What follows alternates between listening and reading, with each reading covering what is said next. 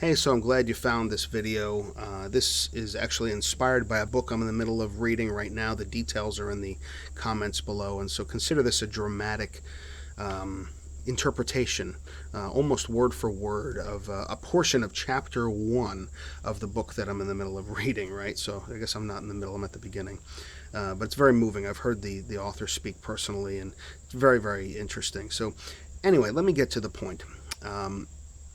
And so forgive me if this goes on a little long. It's deep to my heart, and just very important to me to get this across in a way that is as clear and as loving as possible.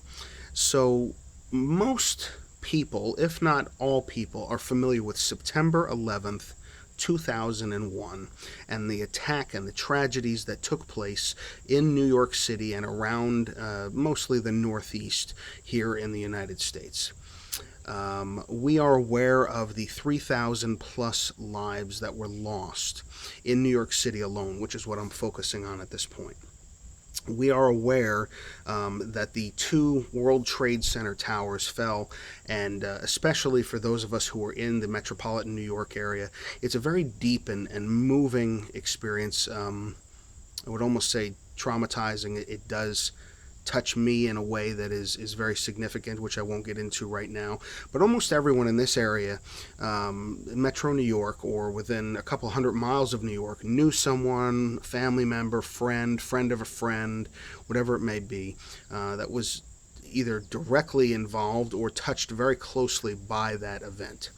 And so I want you to just, even if you close your eyes for a moment and just think about that day. If you were alive, if you were aware of what was going on that day, think about exactly where you were and how it made you feel. Almost everyone can tell you exactly where they were on that day, if that's their situation, that they were old enough to know and all of that. It is a very memorable experience in a negative way. Well, I don't want to take away from September 11th, 2001 and the meaning that it has for many of us. But I do want to do something very important with the memory of that day right now between us. And so it is my belief that when the enemy attacks people and does horrible things to human beings and situations, he comes to kill, steal, and destroy. But the God of the universe that I believe in, that I have my faith in, I believe that he comes to renew and to restore and to rebuild those things that the enemy tries to take apart. And so if something horrible has happened, God somehow takes that tremendously horrible thing and turns it into something good. I would like to be an agent of good right now and hopefully do that exact same thing.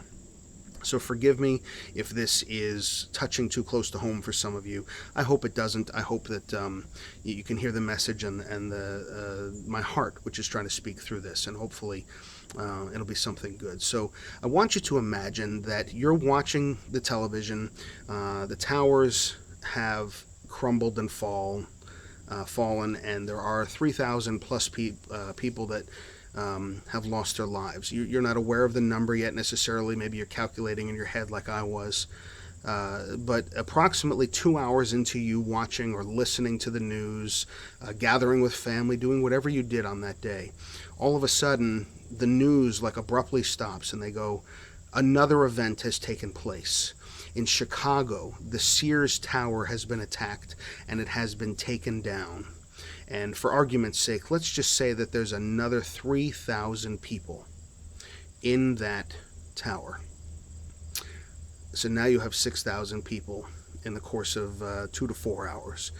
2 hours later, while you're in massive shock, you're watching or listening to the news again, and suddenly they come on and they go, the entire world is in shock. Denver has been attacked. And for argument's sake again, another 3,000 people.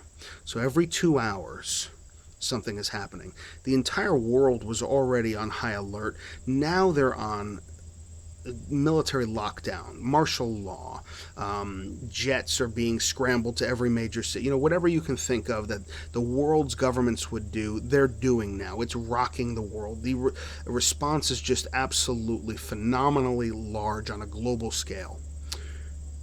Now imagine that happens every 2 hours in a different major city throughout the world. Just pick a city, any city, Moscow, Jakarta, anywhere you want, Amsterdam.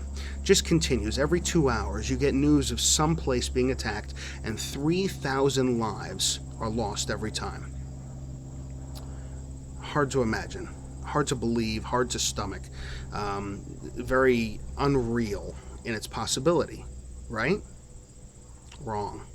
Um, the numbers are a little different now because we've made some progress on feeding people in this world. But approximately 3,000 people, mostly children, starve to death every 2 hours on our planet, in our world. I am sending this video message to bring awareness, not to the global plight of starvation necessarily, but to an effort that we are doing right here in Hunterdon County. We're partnering with Adopt One Village. That's adoptonevillage.org. Check them out. And we have adopted a village in Ghana, West Africa called Ata Neata, which means the Twin Villages. We have already sent some teams over there to survey this village, to meet the people, to see what their needs are. And we have found literally starving people, adults and children. They don't have a clean water source. They don't have running water. They don't have electricity. They don't even have homes. Think of your garden shed. These garden sheds behind me are very small and very modern. Think of them being made out of wood with metal roofs and mud on the walls and no doors. That's their home. That size, right back there, that's a home. One of those. Sometimes for many people, 5, 6, 7 people. Well, it's because they don't have an infrastructure. These people are bright. They're loving. I've been working over there for 6 or 7 years, just 5 miles outside this village in another village that is remarkably similar. Very bright, very ambitious, very hardworking people. And so we've gone into this first village. We've brought a clean water source by repairing a well. We've brought educational infrastructure in. The school had 2 teachers and 7 classrooms. Now they have 7 teachers. We're not paying for that any longer. It's self-sufficient. We have sponsored children from that school to go on to high school for the first time in the history of the village. Now there are kids going to the high school on a regular basis and going off to college, the equivalent of college. And these kids are coming back and teaching the younger kids. They're pouring into their village. This new village is much the same way. We hope to bring sustainable change, education, the infrastructure through water. They walk a number of miles every day. It's a beautiful thing to see kids walking to and from a water source with the water on top of their head in buckets, but it's disgusting to think of why they have to do it. It's polluted, nasty water with runoff from cow and goat excrement and all of that. And they're carrying this water back to bathe in, to cook in, and to drink. Think about that. My dog drinks cleaner water than the cleanest water that any of these people drink on a regular basis. So we have partnered with this village, Hunterdon County, New Jersey, and Adopt One Village together to make a difference. I am going over there likely in January 2017, potentially in July 2017, with a team of men who are going to further investigate what we can do to help this village. We're going to do some projects while we're over there, but the main job is to bring some people over there who've never been there before to experience what I have seen and what these people are living in, and to come back and to say, I want to do this. My passion is whatever their passion is, and I would like to use that to help Ata Neata, the village, the twin villages in Ghana, West Africa. Now, some of these people may never go back. Some may have a passion burning in their heart like I do to go back as much as they can. They may spread this fire, this love to make a difference to others here who might want to do fundraisers or medical supply, drives or shoe drives or clothing or building supply fundraising, whatever it may be. You may be good at writing letters. We need people to do that. Whatever your passion is, we can use that in this mission. So please check out adoptonevillage.org.